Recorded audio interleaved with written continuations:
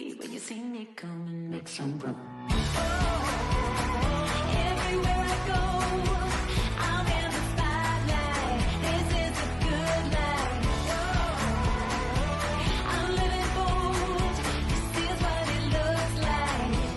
I'm addicted out the world.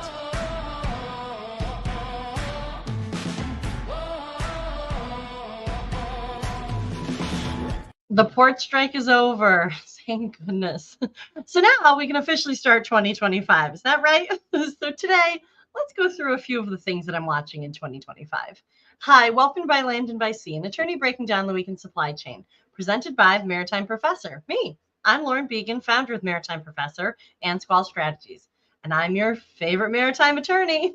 Join me every week to walk through both ocean transport and surface transport topics in the wild world of supply chain. As always, the guidance here is general and for educational purposes only. It should not be considered to be legal advice, and there is no attorney-client privilege created by this video or this podcast. If you need an attorney, contact an attorney. So before we go into the discussion of the day, let's go through my top 3 stories of the week. All right, story number 1, there are no new updates to any of the rules that have come out of the FMC. We are watching to see what happens with the petition. We're going to talk about that in just a minute. But no new updates in the rulemaking area, no new updates, no new rules have been put forward. There are a few updates on the petitions. So let's kind of go over where we are, which 2 petitions that we're looking at, right? So we have the FMC released their rule on billing practices of detention demurrage. So that petition came out right about a month and a half right before that rule became final at the end of May. So this started April 18th. There's been, as we've been talking about, a lot of kind of procedural things going back and forth. The real crux of what this ultimately will likely potentially, right, go over is kind of that direct contractual relationship for motor carriers and the removal of them from the ability of the billing party, as it's indicated in the rule, to bill a motor carrier because they would not be a direct contractual relationship, as the FMC has indicated. The argument from the World Shipping Council is that there is a direct contractual relationship sometimes with motor carriers, with truckers. And in those instances, the FMC is still saying that doesn't count under their direct contractual relationship rule, where they really are kind of moving more toward direct contractual relationship as it relates to either shippers or consignees, and they say not both, either one or the other. So we've talked about the detention demurrage rule quite a bit here. Go back and take a look at one of those past episodes. I think we actually did a few episodes breaking it down.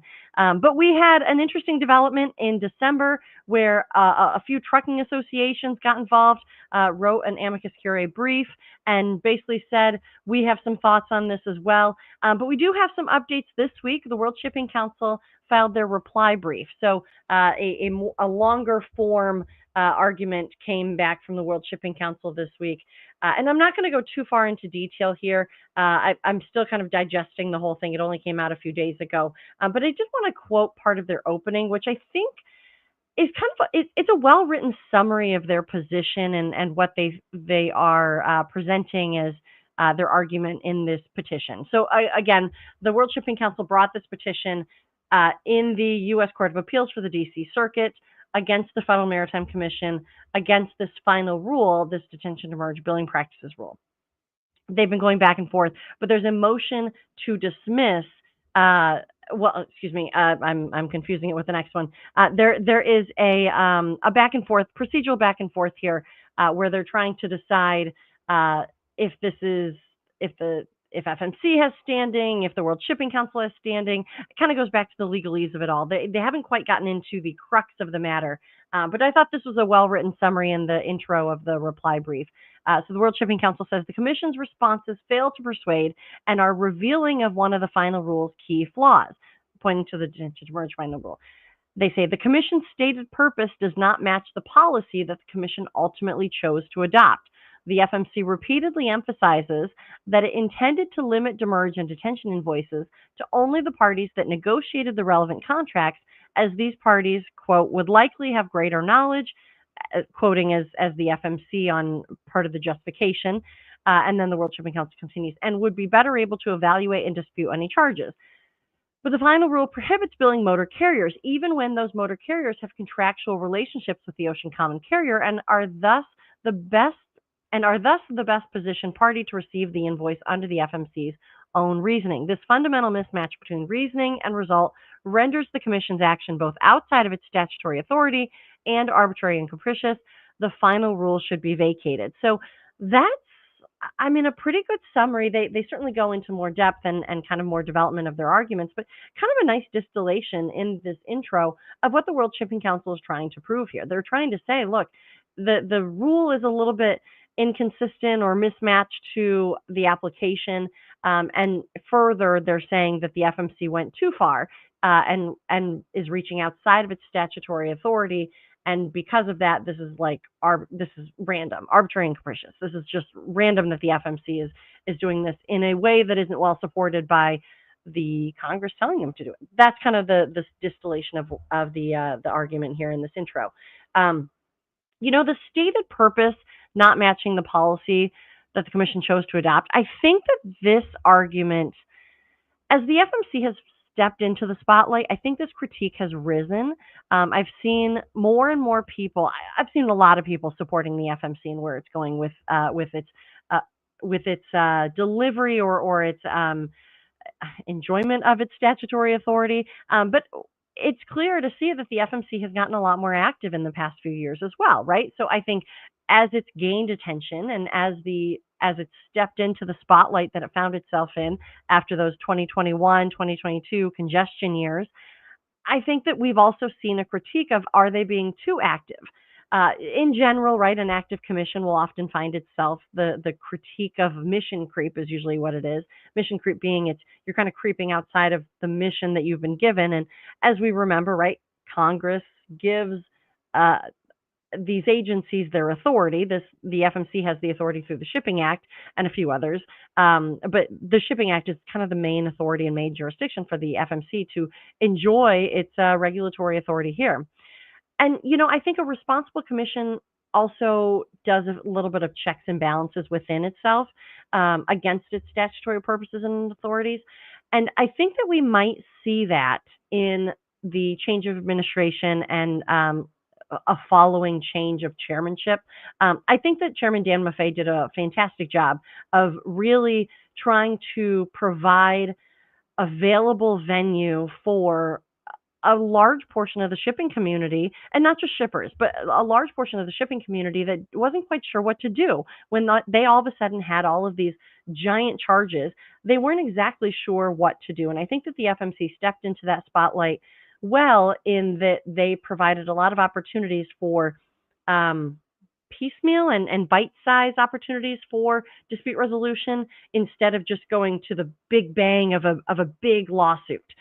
So I think that was great. But in that, right, it became a more active commission because there were more filings with the commission, and therefore the commission had to make more decisions, and kind of all of that snowballed together. And so now I think we're at this moment of the FMC is going to have to start looking, okay, well, what are we getting right? What aren't we getting right? Are we staying within our mission? Are we not? And I think that this petition is going to force that conversation. And again, remember, this is a petition against the detention and demurrage billing practices, but it sounds like it's kind of being looped into a larger conversation of this active agency statutory authority. And like I said, as we move into the next administration, we know from Trump administration 1, they prefer limited government. I've mentioned this a few times, that for every 1 rule that was brought out of any agency, 2 were required to be repealed. So all that to say, I think we'll see that, if not more, with Trump administration number 2. And so I think that we might see some of these agencies maybe pulling back or being a little bit more conservative in their interpretation. Although, the FMC, I feel like the FMC does a good job of staying within its jurisdiction, but there are some gray areas that just need to be determined. And I don't think that they're only going to be determined by the FMC. I think this petition is going to be a good opportunity for that conversation of where those limits are. I think we're also going to see that conversation on perhaps chassis and intermodal rail and through bills of lading and all of those different areas of well, who's in charge of some of the rail storage, demurrage, per diem, those types of things? I think that we're going to see that over the next few years. And with a lens of a limited government, I think that's going to be an interesting conversation to have, and probably an appropriate time to be having those conversations. And this happens all the time, right? Every few years, every 5 to 10, this probably is just part of any agency's process, right? That they get challenged on their mission creep, or they get challenged on where they're going and their interpretation of their statutory authority, which I think those are normal, healthy kind of housekeeping type things to do. So I'll keep watching it. I'll let you know what I see, but interesting, right? The other petition that we're watching is the unreasonable refusal to deal and negotiate with respect to vessel-based accommodations. This is where I got a little ahead of myself. There is a motion to dismiss on this one. So what we saw this week, I think it was just yesterday or the day before, from the court, we saw a per curiam order that the motion to dismiss should be addressed, and not necessarily by incorporation by reference of the parties saying, look, we already talked about this. This is why it shouldn't be a motion. This is why it should be dismissed, or vice versa. This is why it shouldn't. The court's saying, look, you need to address this directly with its own briefing schedule, meaning like their own arguments turned in. So what that means is that this argument made by the FMC is the one who presented this motion to dismiss, of the World Shipping Council not having standing. The FMC's argument is basically like the carriers should have been bringing this collectively, and not the World Shipping Council on behalf of the carriers, because again, this is unreasonable refusal to deal or negotiate with respect to vessel-based accommodations. This is defining unreasonable refusal to deal or negotiate. That's the question. Motion to dismiss. Should it have been the World Shipping Council, or should it have been some of these carriers individually? We're going to see that play out. I think this is going to be an interesting motion to dismiss to see, because this argument is also being raised in the detention demurrage petition. So I think this might have knock-on effects to other petitions that are out there. And so we're going to see that play out in various arguments to see if this case gets thrown out before it even gets started. And that's kind of what we're talking about here. A motion to dismiss means dismiss the whole thing, or dismiss parts of it before you even get to really into like the meat of what's going on here.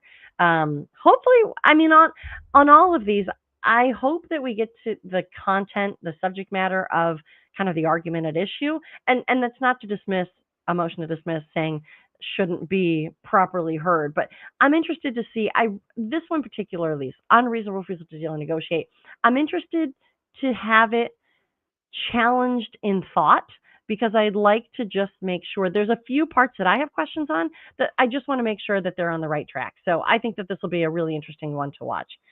All right, story number 2. We're moving right along. It's 13 minutes in, and we were only on story number 1. So story number 2, the USTR, the United States Trade Rep, released a post this week, or just yesterday, actually, about 24 hours ago, where they said, press release saying, USTR finds that China's targeting the maritime logistics and shipbuilding sectors for dominance is actionable under Section 301. So this was a petition brought by United Steel, Paper, Forestry, Rubber, Manufacturing, Energy, Allied Industrial and Service Workers, International Union, the International Association of Machinists and Aerospace Workers, International Brotherhood of Boilermakers, Iron Shipbuilders, Blacksmiths, Forgers, Helpers, the International Brotherhood of Electrical Workers, and the Maritime Trades Department of the AFL-CIO. So this one was interesting. We've talked about this before. There were 2 Section 301s that have kind of come into the spotlight. One was the China trade tariffs. That's not this. And then there was this one. This one was talking about the People's Republic of China targeting maritime, logistics, and shipbuilding sectors for dominance, concluding that the PRC, this is what the announcement said, concluding that PRC China targeted dominance in these sectors is unreasonable and burdens or restricts U.S. commerce and is therefore actionable under Section 301. I think you should go take a look at this. There is a very comprehensive report. It's over 100 pages. It's almost 200 pages, I think, where they talk about everything that they've looked at since this petition began in April, just April of this year. So this was all started under a Biden administration, but I mean, I can't imagine that it doesn't come out with the remedies. So I think that this just provides a study and a justification for, yes, we found that it was unfair. We found that China's tactics are unfair and burdensome and are violative, basically, of Section 301 of the Trade Act of 1974. So what this means is that we might see a Trump administration walk through this door, because what's happened is the door has been unlocked for a Section 301 with justification saying that anything related to the maritime shipbuilding or any of the things that they list, yeah, China's in the wrong here. And now we're going to see if there is any sort of um,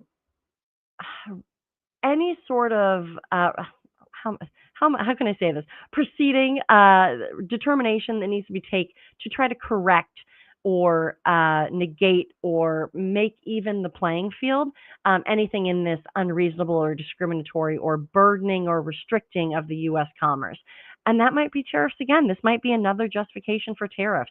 We'll see. We'll see. This one will be interesting. This just came out yesterday. I'm still sorting through the document, but I think this one's going to be interesting to watch.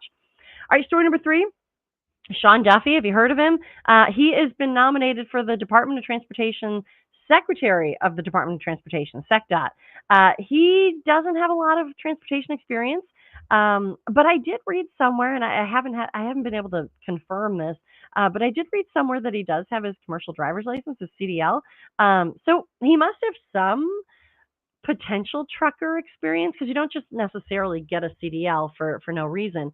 Look, he was on The Real World Boston, and so he's gotten a little bit of feedback on that he was a reality TV star of sorts. He was also a Wisconsin congressman and district attorney. But he's also recently, through these confirmation hearings, it's come out that he's supportive of the Jones Act. And I think that there's a big section of the maritime industry that's very much watching to see what any DOT transportation secretary is looking at as it relates to the Jones Act, which kind of has a protectionistic or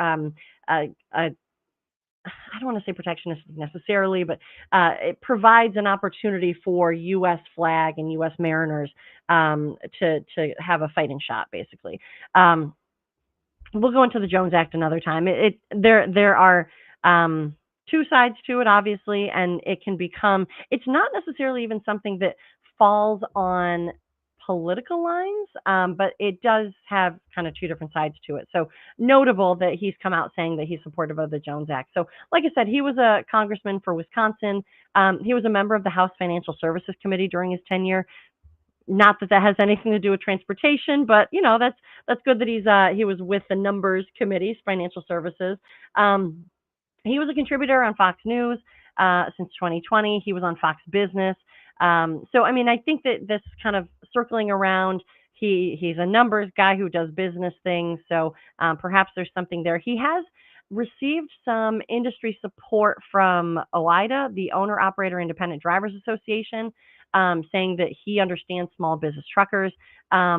He's also endorsed by the Governor's Highway Safety Association, allegedly, saying that they're emphasizing the need for strong leadership and transportation safety. So we'll see where this goes. The nominations and the confirmations are kind of still ongoing. We'll see, right? Certainly having transportation experience is not a job requirement. Even Secretary Pete Buttigieg, the outgoing transportation secretary, didn't have more than really just light rail and a light bus experience from his time as mayor in South Bend. Elaine Chao, the secretary before that, had a lot of transportation experience, right? Specifically maritime.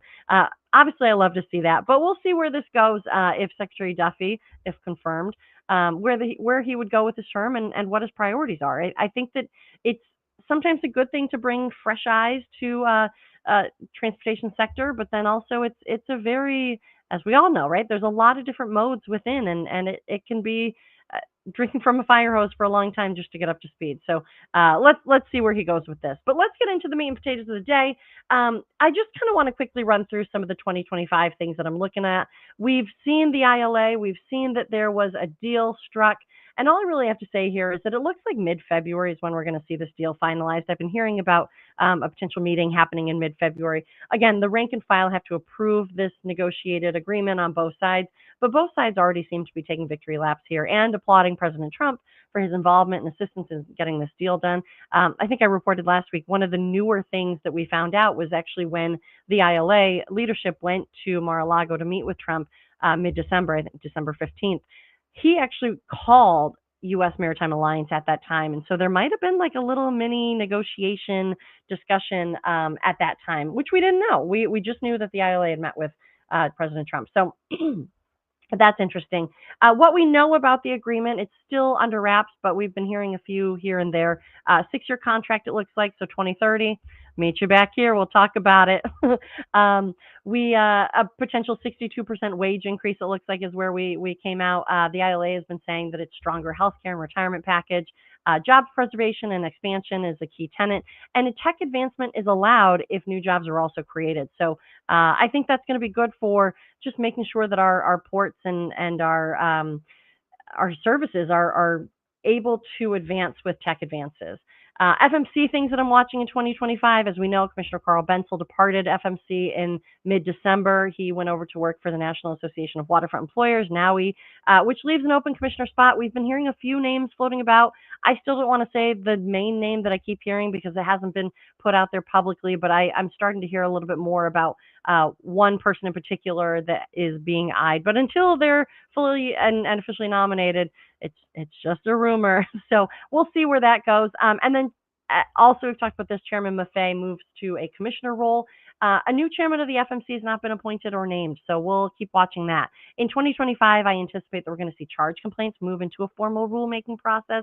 Again, remember, the charge complaints were created by Congress in their OSHA Shipper Reform Act of 2022, but it was always an interim process, so we will see a full formal rulemaking happen in 2025.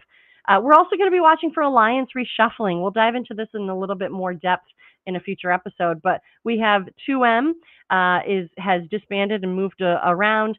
We have the Alliance will be now moving over to the Premier Alliance. We have Ocean Alliance that is mostly staying the same. So the Gemini cooperation is essentially the new 2M, if you will. It's Maersk and Hapag-Lloyd. The Premier Alliance loses Hapag-Lloyd, as we know. It went over to Gemini. So it'll be ONE, Yang Ming, and Hyundai Merchant Marine. And then Ocean Alliance, like I said, stays the same. So I'm going to be watching all of that. As always, the guidance here is general and for educational purposes. It should not be considered to be legal advice directly related to your matter. If you need an attorney, contact an attorney. But if you have specific legal questions, feel free to reach out to me at my legal company, Spall Strategies. Otherwise, for the non-legal questions, the e-learning and general industry information and insights, come find me at the Maritime Professor. If you like these videos, let me know, comment, like, and share. If you want to listen to these episodes on demand, or if you missed any previous episodes, check out the podcast by Land and by Sea. And if you prefer to see the video, they live on my YouTube page by Land and by Sea. While you're at it, check out the website, themaritimeprofessor.com. So until next week, this is Lauren Beegan, the Maritime Professor, and you've just listened to By Land and by Sea. See you next time.